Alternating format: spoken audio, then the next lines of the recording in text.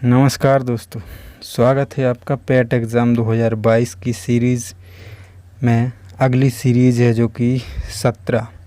देखते हैं पहला क्वेश्चन क्या है। तो पहला है, बौद्ध धर्म ग्रहण करने वाली पहली महिला कौन थी। तो इसका सही आंसर हो जाएगा आपका महाप्रजापति गौतमी, जो इनकी मासी थी।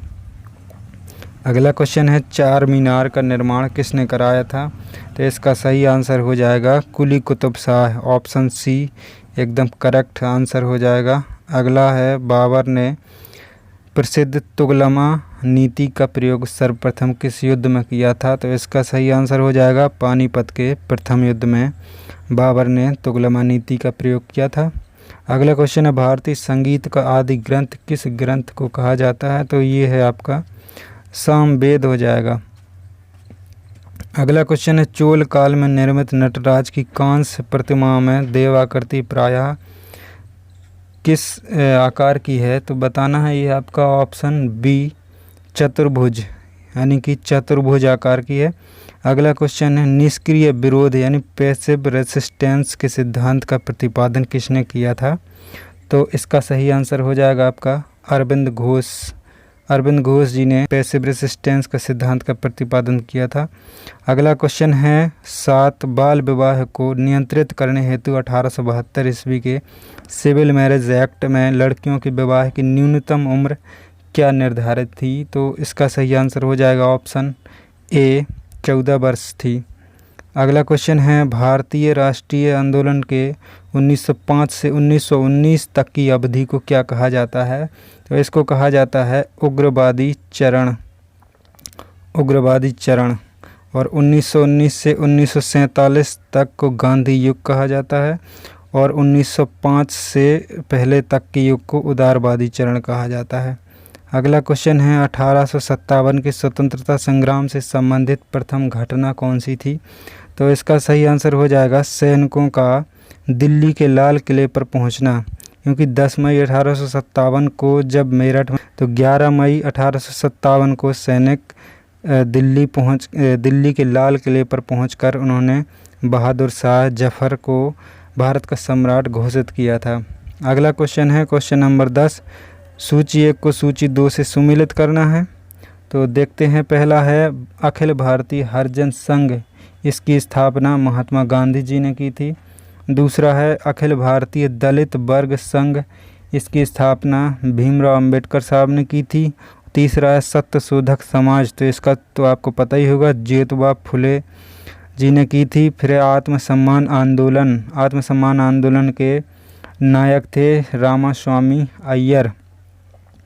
अगला क्वेश्चन है क्वेश्चन नंबर 11। तो 11 है आपका, हिमालय के सर्वोच्च शिखर माउंट एवरेस्ट की ऊंचाई बताना है। तो ये तो बहुत इजी क्वेश्चन है, ऑप्शन बी है 8,848 मीटर, जो कि नेपाल में स्थित है और इसका नाम सागरमाथा के नाम से जाना जाता है। अगला है, भारत का वह अभयारण्य जिसमें सबसे अधिक हाथियों की संख्या पाई जाती है। तो इसका सही आंसर हो जाएगा ऑप्शन बी काजीरंगा, जो कि असम में स्थित है। अगला क्वेश्चन है, भारत का सबसे ऊंचा नदी बांध कौन सा है। तो इसका सही आंसर हो जाएगा टिहरी बांध, ऑप्शन डी एकदम करेक्ट आंसर हो जाएगा। अगला क्वेश्चन है क्वेश्चन नंबर 14 क्वेश्चन नंबर क्या है देखते हैं। तो 14 है आपका, भारत का प्रमाणिक समय किस स्थान से निश्चित किया जाता है। तो ये किया जाता है आपका इलाहाबाद के निकट नैनी से निश्चित किया जाता है। अगला क्वेश्चन है, सूची 1 को सूची 2 से सुमेलित करना है। तो एक तरफ जनजाति दी गई हैं और दूसरी तरफ उनसे संबंधित निवास स्थान दिए गए हैं। तो देखते हैं, पहला है गैरोज है आपकी असम में पाई जाती है गैरोज जनजाति। और दूसरे नंबर पर है गारो खासी जयंतियाँ, ये मेघालय की जनजातियाँ हैं।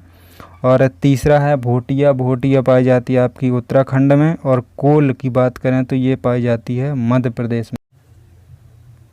तो 15 क्वेश्चन का सही हो जाएगा आपका ऑप्शन ए एकदम करेक्ट हो जाएगा, जो कि हमने अभी मिलान किया है।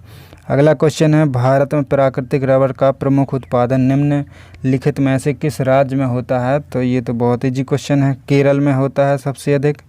अगला क्वेश्चन है, द्वितीय पंचवर्षीय योजना अवधि में स्थापित 3 लौह इस्पात संयंत्रों में कौन शामिल नहीं था? तो ये आपका बोकारो नहीं था, बाकी तीनों के तीनों थे जो थे दुर्गापुर, भिलाई और राउरकेला, ये तीनों थे, बोकारो नहीं था।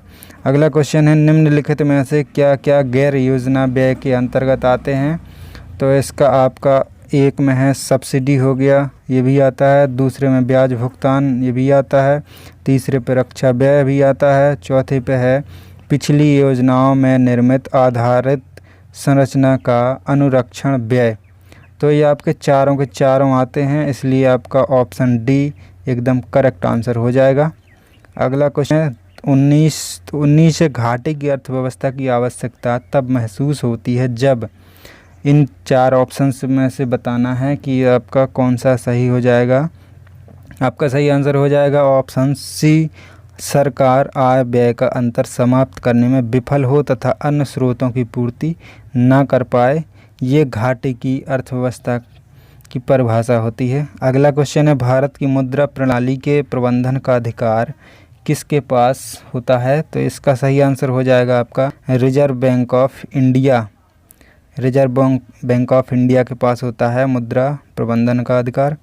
अगला क्वेश्चन है 21। तो क्वेश्चन 21 है, न्याय से कार्यपालिका के पृथक्करण की बात संविधान के किस अनुच्छेद में की गई है?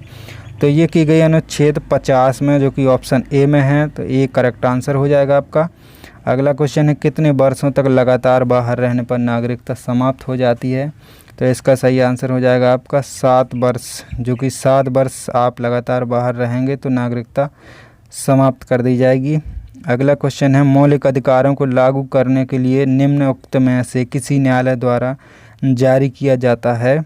तो ये जारी किया जाता है परमादेश, जो कि ये का नाम है रेट, जो 5 प्रकार की होती है उसमें से एक परमादेश है, जो कि मौलिक अधिकारों को लागू करने के लिए जारी की जाती है। अगला क्वेश्चन है, निम्नलिखित में से कौन से मामले उच्च न्यायालय तथा उच्चतम न्यायालय की अधिकारिता में आते हैं? तो ये आते हैं आपके मूल अधिकार का प्रवर्तन, ऑप्शन सी एकदम सही आंसर हो जाएगा। अगला क्वेश्चन है 25। तो 25 है आपका, संसद की कार्यवाही सूची में प्रथम विषय क्या होता है? तो प्रथम विषय होता है आपका, ये हो जाएगा आपका प्रश्नकाल होता है। पहला प्रश्नकाल होता है, फिर उसके बाद शून्यकाल होता है। अगला क्वेश्चन है, डीएनए के प्यूरिन में नाइट्रोजन क्षारकों का सही युग्म कौन सा है? तो इसमें सिर्फ ए ऑप्शन है जो सही युग्म है, एडेनिन गुआनिन होता है। अगला क्वेश्चन है 27, निम्नलिखित में यूरिया का सूत्र कौन सा है? तो यूरिया का सूत्र, ये तो बहुत इजी क्वेश्चन है, सभी को मालूम होगा, NH2CONH2 यूरिया का रासायनिक सूत्र होता है। अगला क्वेश्चन है 28 में आलू भूमिगत रूपांतरित तना होता है, जिसको क्या कहा जाता है? तो इसको कहा जाता है कंद। इसको कभी कभी इंग्लिश में भी दे दिया जाता है, लेकिन हिंदी में नहीं दिया जाता है, तो आपको इंग्लिश में भी याद करने की ज़रूरत है, तो याद कर लीजिएगा। ट्यूबर भी बोलते हैं, कभी कभी हिंदी में नहीं मिलता है। अगला क्वेश्चन है 29 में, निम्नलिखित में से विषाणु वायरस जनित रोग कौन सा है? तो इसका सही आंसर हो जाएगा आपका एड्स, जो कि एड्स है, जो एक्वायर्ड इम्यूनोडिफिशियेंसी सिंड्रोम वायरस जनित रोग होता है। अगला क्वेश्चन है, स्फिग्मोमैनोमीटर नामक यंत्र से क्या नापा जाता है? तो इससे नापा जाता है रक्तदाब, रक्तदाब मापा जाता है। तो ये थे आज के 30 क्वेश्चन। गाइज, अगर क्वेश्चन आपको एग्ज़ाम की दृष्टि से महत्वपूर्ण लगे हैं तो चैनल को सब्सक्राइब कर लीजिएगा और बेल आइकन को प्रेस कर लीजिएगा।